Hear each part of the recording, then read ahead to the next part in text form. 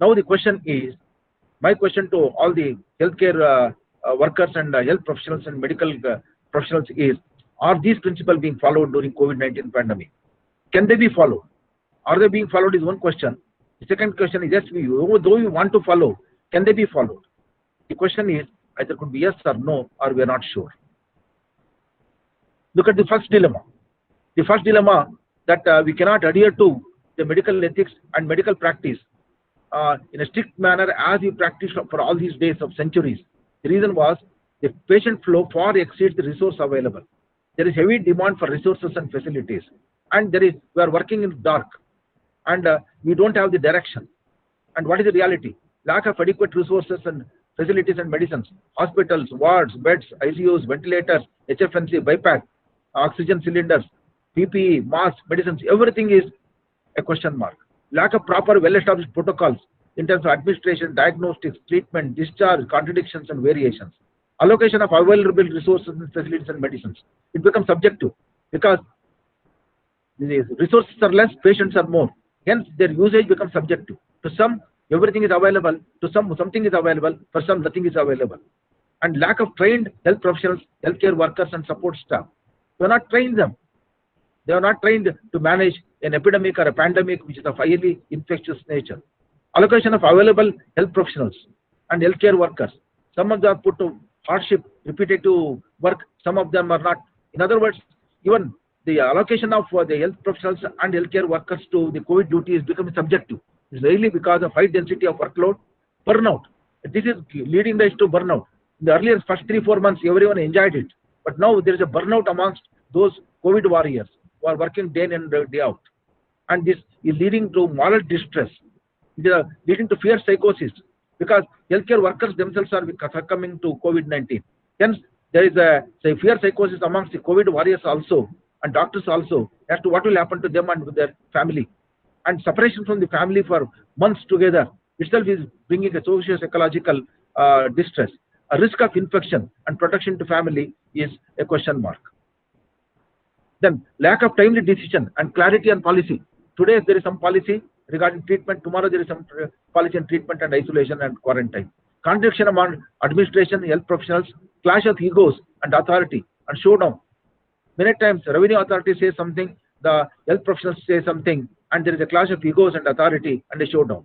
Then precedence of lawmakers. Because of Disaster Management Act, the governance says that I am supreme, you should follow what I am saying. The doctors will say, what do they know as to how to manage a particular patient of COVID? Diverse healthcare systems.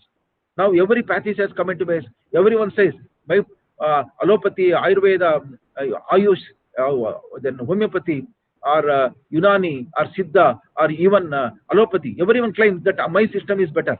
But nobody says that my system is 100%. And hence there is a diverse healthcare system. And this is creating confusion amongst the public. Lack of effective treatment line. There is no proven, tested, effective treatment line for the betterment of the patient today. And disruption of private clinics. For the last 50 years, there was a flow of the healthcare system. Private clinics, nursing homes, public clinics, and super specialty hospitals, tertiary hospitals, and so on and so forth. And family physician concepts were established.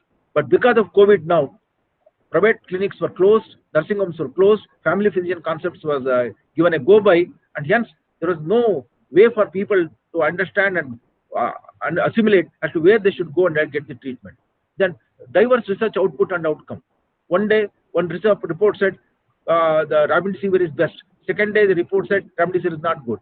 One day, the HP, hydroxychloroquine is best. Second day, somebody says hydroxychloroquine doesn't work. In other words, at a rural area, people are confused as to what to believe, what not to believe. Then differential approach to rich and the poor. If you give money, etc., oxygen is available, BiPAP is available, HFNC is available. If you are poor, etc., you are left to lurch. So urban and rural discrimination is happening, has happened. Tall claims and false claims. Even at pharmacy level, at the MNC pharmaceutical level, the tertiary hospital level, there are tall claims and there are false claims. Even New England Journal of Medicine or Lancet, sometimes they have to withdraw the publications that were made in their publications because they are known as the standard publications in the world. They themselves withdrew certain publications. Itself indicates the false claims that is happening in the name of research. That much is unknown in case of COVID, and less is known in case of COVID. This is the reality. Much is unknown, less is known, and we are walking in dark, and we are searching for something in a dark, in a directionless mode. Then the second dilemma is designation of hospitals as COVID and non-COVID hospital. There is no clarity of information as to what is a COVID hospital, what is a non-COVID hospital. We started with non-COVID and COVID hospitals, then we said in same hospital both can be present, and likewise there are so many changes, no clear information for people on admission and treatment. If a patient comes to a non-COVID hospital, the hospital will not take that patient because they say you get yourself tested. Only if you are non-COVID, then you are admitted.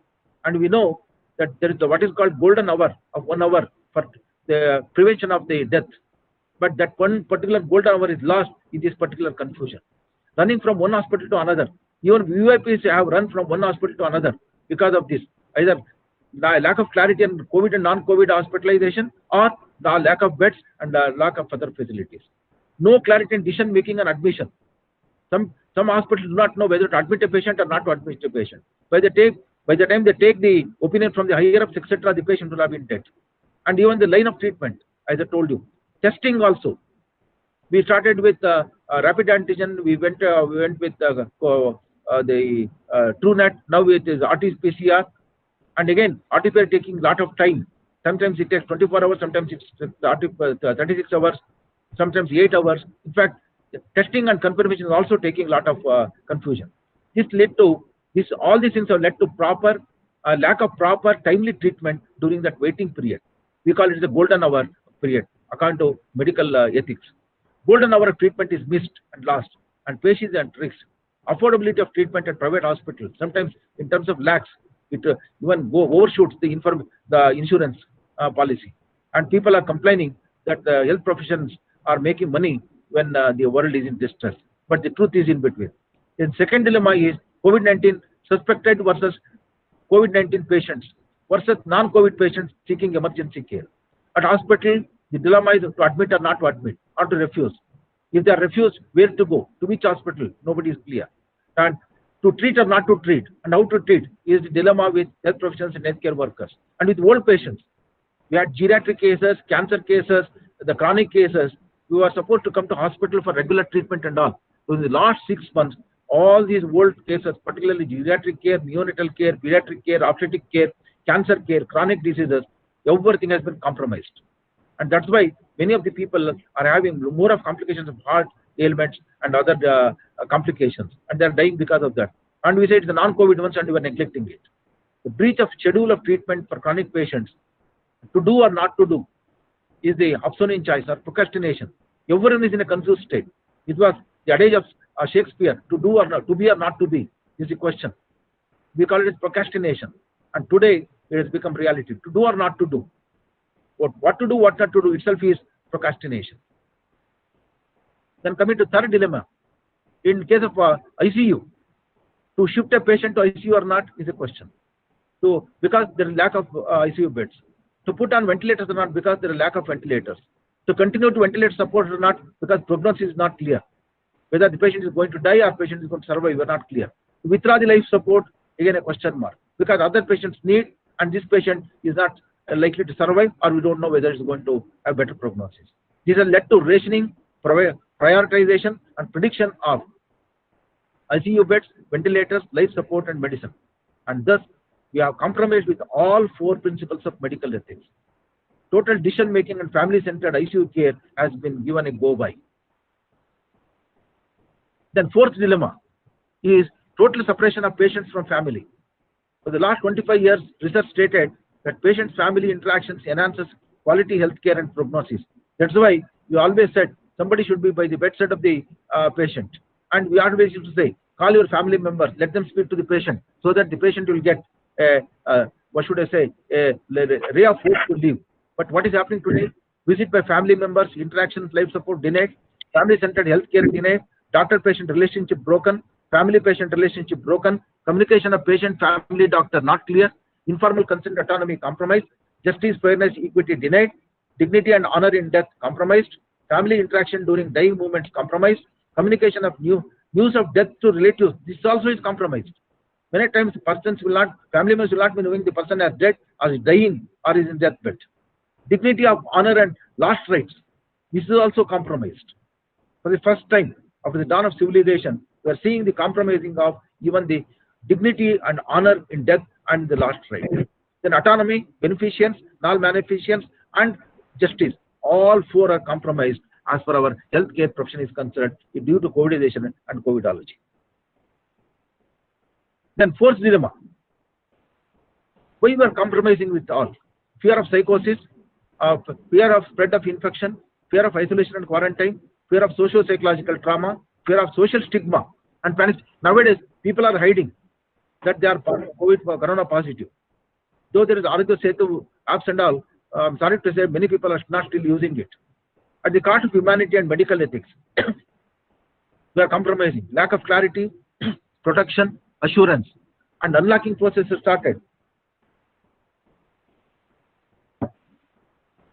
We are not sure whether it is going to be helpful, but life must go on, so unlocking process started. Opening of all activities, social, trade, commerce, transport. If you look at the market, we feel as if there is no corona. If you look at the hospital, we feel that there is total corona. Yeah, I myself is confused many times. If I look at the market scenario, people are coming to buy without mask and they are moving here and there. We feel that there is no corona. And if you look at the hospital scenario, then you realize that there is a corona impact. And then entertainment, religious places, slowly they are unlocking. We don't know what is the outcome. Opening of schools and colleges. Some states have already started it with 50% attendance and so on, with social distancing. I myself am not sure how we are going to follow social distancing, and because children after all have to meet and they have to come together for group discussion and so on, and how we are going to realize this is a million-dollar question. And possibilities, increasing cases, community spread, need for increasing healthcare facilities, need for new medicines and food availability for the patients. These dilemmas have led to the defying and breach of medical ethics and principles. All the four ones. Number of task forces, WHO, UNESCO, and at nation and state level are involved in addressing these issues. Time is running out. Let us hope for the better. Let us be optimistic. Emergence of new protocols. As I already told you, isolation, treatment, rehabilitation, quarantine, promotion of health, preventive measures. It is on monthly basis, it is on weekly basis, on daily basis, sometimes on hourly basis. This itself is, then what is the remedy? There is we don't know when the remedy comes, but we are expecting the following. The entire world order is going to be replaced. Living philosophy is going to change from luxury to living. Purpose of living to service to humanity. Meaning of living to live and let live concept. Then addressing the psychosociological aspects, namely the stress, anxiety, depression, complexity, pessimism, and so on. Then enhancement and augmentation of healthcare resources and health professionals and healthcare workers at all levels. I'm sure we are optimists, we will overcome corona, or we have to live with it. But the result is slow, but definite. Revival is possible. Thrust to minimum spending should be the order of the day. There are two schools of thought. Some people say we are not sure whether we are going to leave tomorrow or not. Spend whatever we have. The other school of thought says that don't spend much. There should be minimum spending only for what is required for living. Then active income versus passive income and living should be the order of the day. And support from government, NGOs, and global agencies and their coordination must be a reality to ensure the order of the day. Then choice versus compromise. We don't have a choice. We should go only for one, namely compromise. Still, you have to compromise with everything and ultimately ensure a new world order, both in terms of life, living, social, economic, as well as health and medical field. Let us be optimistic. Let us first survive. Let us live, and let us have our life. This should be the first priority. So let us say that law of nature always goes for natural selection, and it's time to change our attitude, our thinking process, our purpose, our action plan. Not only at individual level, not only at community level, but also at nation. There are some people, I have not bothered about my life. Like, I will not wear mask, but at least for others you should wear mask. So you have to follow the Darwin's principle of origin, struggle for existence, survival of the fittest, and natural selection. But you cannot leave it to nature. When we know we are intellectuals and we have something to intervene, we can. So we should have a slogan, namely we can and we will. We can and we will. Only a positive impact on nature, environment, and our thinking will definitely help us. Let let us not say let the people think and act. Let us say we, the people, think and act. I would like to conclude that research, as our the coordinator just now said, with all statistics, I don't want to repeat them. There is total involved research, impact research on health science, case reports, empirical, experimental, experiential research outcomes, theoretical analysis and outcome, surveys, field trials, clinical trials, experimental data analysis and outcome, laboratory studies, computational research is the fourth paradigm, research at all spheres of science and technology, management, and social sciences. This is going on, but it should not go only for sake of research. It should lead to, why I always say, output is not important. Outcome is important. Outcome is not important. Its impact on society is more important. Let us do impact-based research. Only then the world is going to see and forgive us. Then outcome-based publications and SOPs, diagnosis, in case of clinical radiology, CCL, molecular biology, artificial intelligence, all of them should become the order of the day. Treatment and medical protocols and rehabilitation should become streamlined. And mortality and morbidity should be addressed to. And prevention and control should be addressed through vaccination. And it's on the way, but we are not sure when it is going to come. But let us hope and pray God that vaccinations are going to come. But remember one thing, vaccination is not going to be the only answer. It's only preventive. But regarding control and treatment, rehabilitation, and medical care, the entire world, what is doing, should continue. And before I conclude, I would like to show these two photographs which are received in my WhatsApp. Look at the awareness amongst these two, poorest of the poor. This is the photograph of a tribal village where, by looking at the other people having a mask, they were not able to afford mask, so they have taken the leaves to use it as mask. And look at the second photograph, where the child or the boy doesn't mind being naked, but is protecting himself and is protecting others with the help of a mask. These two should be the eye-openers to all of us. There is a ray of hope, and there is a need for creating of awareness and protection, not only at the city level. Unfortunately, we are concentrating only at the city level or an urban level. But what about rural people? What about tribal people? We have a long way to go. And this is an area of concern. We are yet to reach out to them. So our extension and outreach activities should also enhance the quality of life at the rural place. With these few words, I would like to say I'm happy to inaugurate this particular CME on COVIDization and COVIDology. But for the first time, I'm happy that the organizers introduced the word COVIDology. I'm introducing the word COVIDization, and not only to address the issues of medical professional ethics, but also of what should I say, the health profession and health education. Let us hope, as we teachers, we are going to see the light. Well, let us welcome our students back to campus. Let us start teaching the patients. Let us visit the villages. Let us visit the tribal places. And let us always resolve. I have a responsibility not only for my life and living, but also have the responsibility for others' life and living. Let us hope that the world be Vasudhaiva Kutumbakam. When the entire world is one, then we will be part of that. Otherwise, we will be failing in our duty. Luxury cannot protect us, whereas a moral, conscious efforts of us to protect ourselves and others is going to take the entire world to the next millennium. With these few words, I'm extremely happy for the organizers. I'm extremely happy. At the same time, I'm indebted to the organizers for having given me this opportunity to share some of my stray thoughts based on my experiential learning on this occasion, solemn occasion, and for this August gathering. And I'm too small a man to share and give sermons.